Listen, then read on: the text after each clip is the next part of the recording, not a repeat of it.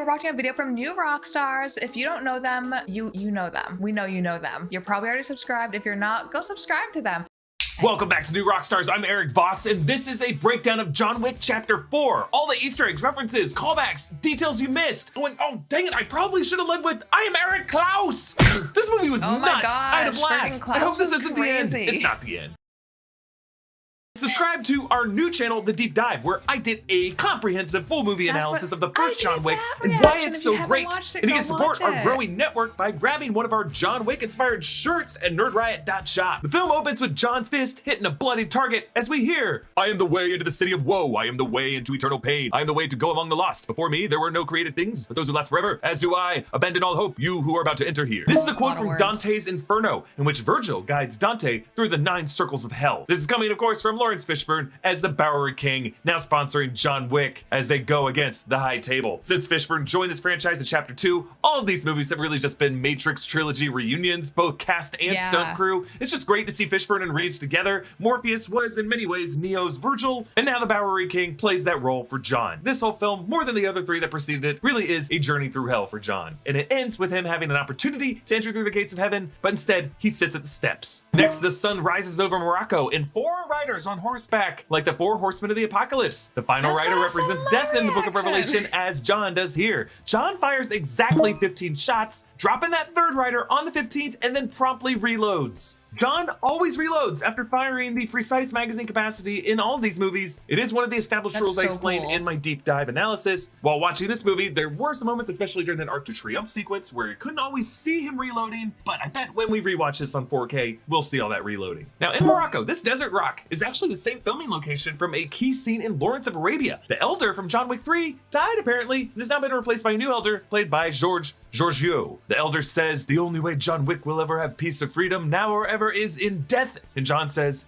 I know. John Wick foreshadowing his death at the end of this movie. Death? And the Elder says, I'm afraid you've come a very long way for nothing. And John, do you think he's dead? Because there's like no part of me that thinks he's dead. Says, yeah, not really. And then bang! So Keanu Reeves reportedly only says 380 words in this movie, but you know what? Who cares? Count the hits and the bullets and the reloading, not the words. This ain't a book report, folks. A film is a visual medium, and it's always better to show, not to tell. I can't believe that they got away. 380 words. I knew it was low, but I did not know it was that low. That's crazy to me. And you can't even tell when you watch it. Like, it flows perfectly fine with like no words. Are you kidding? If you want to watch other shows and movies unedited full length, they're over on my Patreon. You can go watch them. Go check it out. You want to pick a movie for me to watch? You can do that, and I'll throw it up my Patreon. If you want to vote and poll to decide what I watch next and watch some requested movies with me, you can do that. Yes. This is kind of funny. 380 words, and by my count, he kills 180 people. Just goes to show you the priorities of these movies.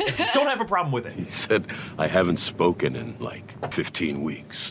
Oh my gosh. He's after like an Eastwood kind of vibe, you know? Clancy Brown as the Harbinger checks into the Continental with Karen Lance Reddick recently passed away just a week before this movie release. R.I.P. to one of the best actors who left us far too early. His death just hits differently in this movie. And a reminder that Charon is the name of the Greek mythological ferryman across the river Styx in the underworld. Now the Harbinger is missing his ring finger. Remember in Chapter 3, Parabellum, John had his ring finger severed and he lost his wedding band as a price for recommitting himself to the High Table. But he never got his ring back in this movie, except, I guess, in his death. The Harbinger, true to his name of being the Harbinger of Doom, reports from the Marquis to Winston that the hotel is condemned. And they got an hour to get the F out. As they report to the Marquis, Winston says that Ned Kelly's final words were, before he was hanged, such is life, referring to the infamous Australian outlaw, leader of the Kelly Gang, who was caught and hanged in 1880. The Marquis Vincent de Gramont, Bill Skarsgård, asks Winston if he believes in rules, and he does, but also second chances. Winston's rules in the first film were very, very important, but he did allow John a second life at the game. He's now paying the price for that tolerance. They have to watch as the Continental is destroyed, and the Marquis shoots Karen, which for many reasons feels like an earth-shattering violation, because without a Karen, we have no one to govern the passage in and out of the underworld. The gates of hell have been ruptured, and all those inside trapped. In Paris, or more specifically, Louis XIV's Sun Palace in nearby Versailles, we meet Cain, Donnie Yen, a blind assassin. Now, Donnie Yen also played the blind Chirrut Imwe in Rogue One, but the actor is himself not blind. Mr. Nobody the Tracker goes to the Osaka Continental with his emotional support dog. The manager, Shimazu Koji, is played by the great Hiroyuki Sanada, martial arts screen legend, recently seen in Mortal Kombat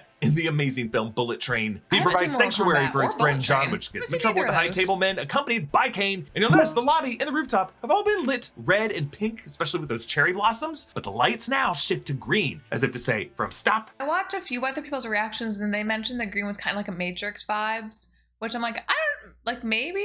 I don't know. Osaka fight is definitely one of the best fights in the film. John and Akira team up to fight the High Table soldiers. Now these guys are heavily armored up, like samurai. One blocks every one of John's shots with this body armor until John has just had enough. He grabs his leg, tilts back the torso, exposing the guy's neck, and then John shoots up through the neck. I love how these soldiers have these interesting masks with faces that seem to be rooted in Japanese mythology. After parting with Akira and Shimazu, John goes alone in the gallery. This is when things get real cool. There's one move in particular where he stomps on the assault rifle and then no look slides it away with his foot. I just love how many combinations it takes for John to take each one down. Like, it not only gives each warrior a higher degree of lethality, but it also gives John more accomplishment for each one he's able to get through. John grabs a pair of nunchucks and uses them. The amount of coordination it would take to do this, I assume obviously they're not getting this all in one take. They know Keanu Reeves so well that I'm sure it's not taking him like a million takes to get this done. They know they can show his fighting and show extra skills that just seem crazy to normal people like me. They know they can do these because they know he can do it. Then to take down two more. I have the coordination of a pickle. He is fighting, kicking these guns back, acting. He still has to stay in character. I'm so jealous. Suited guards.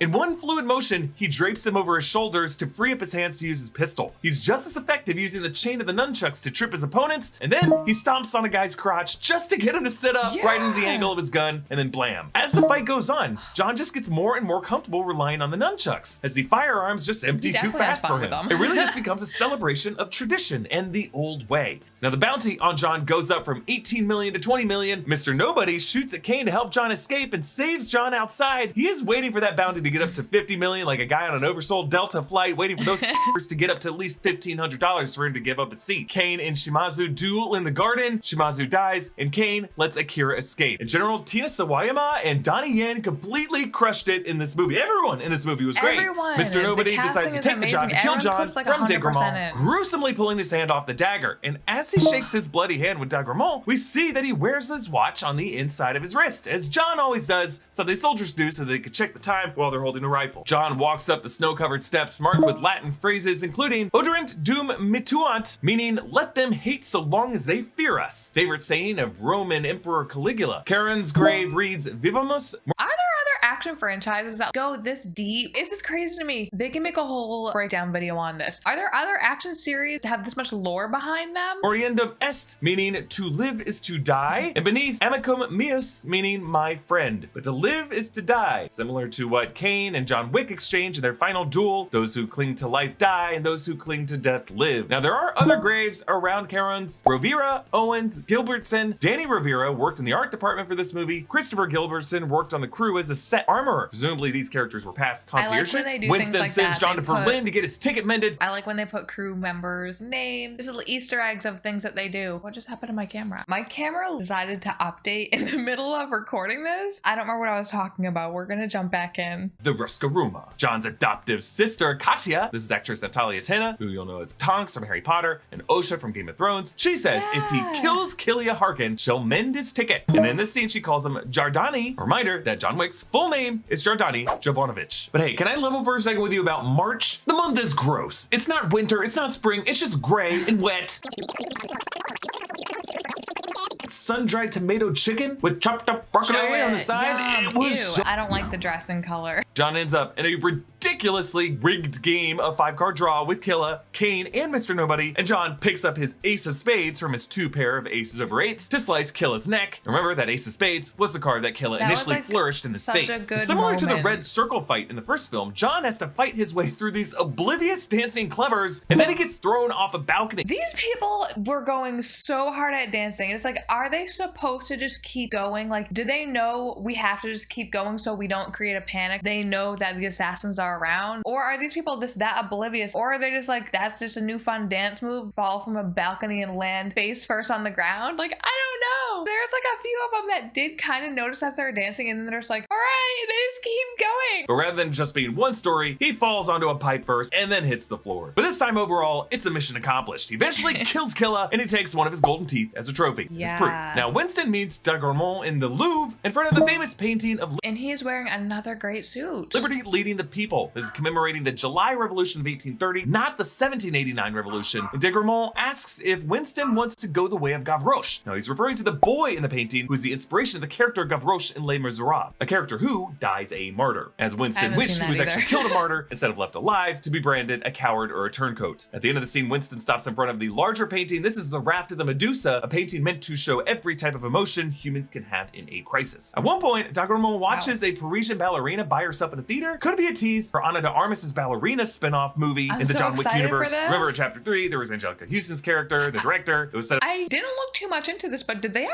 completely film this movie, Ballerina? When is it coming out? I haven't seen a trailer for it. The idea that assassins could be trained as dancers in New York, I just think anytime we see a ballerina in a John Wick movie, we're gonna have to wonder that. So John and the Marquis set the terms for their duel. John gets a new ballistic suit from the Bowery King, and Daguerreotypes tries to slow John down and kill him by upping the bounty to 26 million. And this is announced over a radio DJ. You see her mouth shown in close-up. This is an homage by director Chad Stahelski to Walter Hill's The Warriors, which has a very similar sequence of a DJ calling the gangs in New York to stop the Warriors from reaching Coney Island, and also features the song of Nowhere to Run, Nowhere to Hide. The song then switches over to a cover of Painted Black as John fights in the street and drives through the roundabout around the Arc de Triomphe. I love this sequence, especially the great moment when John is in a shootout with Chidi and he uses a passing bus as a chance to reload. The bounty gets up to 40 million and the fight breaks out into this residential building. They're so thoughtful with every move in these movies. I like how they use their environment around them in the fighting, in his reloading. They use everything and it's so unique. I just feel like you don't see that often.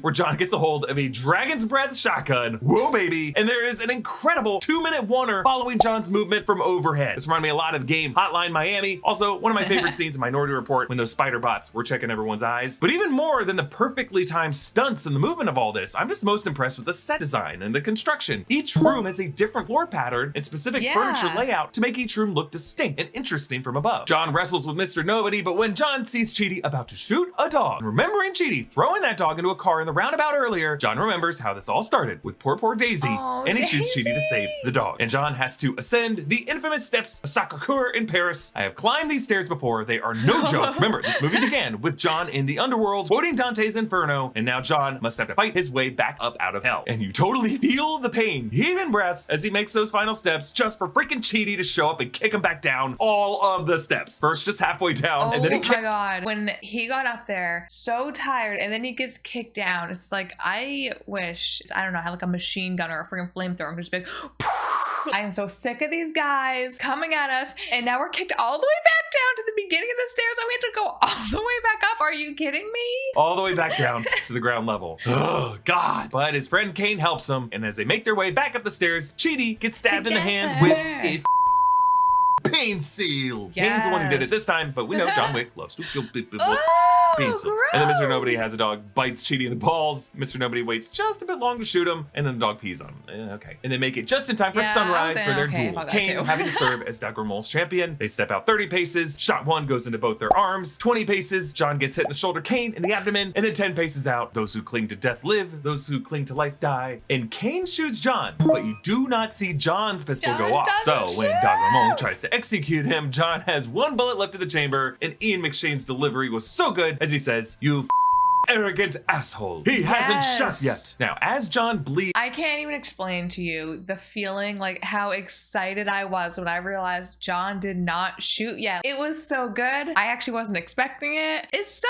good. It's on the steps. We flash back to John and Helen for the first film. Says her name, Helen, and he rolls over. Now in the next scene, Winston and the Bowery King stand over John and Helen's graves with John's pit bull from the first movie. And John's grave now reads loving husband, as he requested earlier, with a golden sunrise over Manhattan, contrasting the dark rain that poured over this graveyard in the 2014 film. Now there's a post-credit scene showing Kane returning to Paris to reunite with his daughter, but Akira jumps in with a knife. Who knows whether he lives or dies. Oh my God, oh my God, oh my God. I forgot about that end credit scene. I like both of them. And I get that she wants to kill him to avenge her father. I get that he didn't want to kill her father. He was just doing a job because he didn't want his daughter to get killed. The table sucks. We are fighting each other when we should all just kill the table. We should all just fucking stabbed the table. It seems like they might have shot the scene where it seemed like Kane died, but then they re-edited it to leave it open-ended. Speaking of open-ended endings, even though Chad Stahelski has said that they might take a break from John Wick films for a while and just focus instead on the Continental prequel spin-off series and the Ballerina spin-offs, and despite the fact that Reeves has said they only really made a fourth film to deal with the reality of John's death, I do not think John is dead. Our man has ended movies bleeding out before, and I'm not just saying this because they want to make money. I just think Keanu Reeves likes making these stunt-driven movies with his buds. But I do like how when he does definitely seem like he has fun in these movies. I feel like you can watch a movie where you can tell the actor's doing a great job, but you can also tell they're having fun with their role. And there's just like a certain amount of heart you can see, and it is all over these John Wick movies. He seems like he's just having the best time doing this shit. The Bowery King asks if John is in heaven or in hell, and Winston says who knows. We do get a close-up of the dog, which just makes it feel like John is still alive to me, but it is pretty cool how we end this movie in a graveyard after the marquee earlier called John, quote, a ghost looking for a graveyard. Another reminder to subscribe to our new channel, The Deep Dive. You can support us by grabbing some merch at nerdryan.shop. Follow me on Instagram and Twitter at Erik Voss. Follow New Rockstars and subscribe to New Rockstars for more analysis of everything you love. Subscribe to me for real. I'm trying to get to 1,000 subscribers. No, I'm not. I'm trying to get to 10,000 subscribers. We are so close. We're like 900 away. Oh my gosh, I'm literally freaking out. If you like watching these with me, subscribe. I'm gonna do more. Hit the like button. Thank you for watching this with me. This was fun. Yeah, I had fun. You had fun. I can see that you had fun. Kind of creepy, but yeah.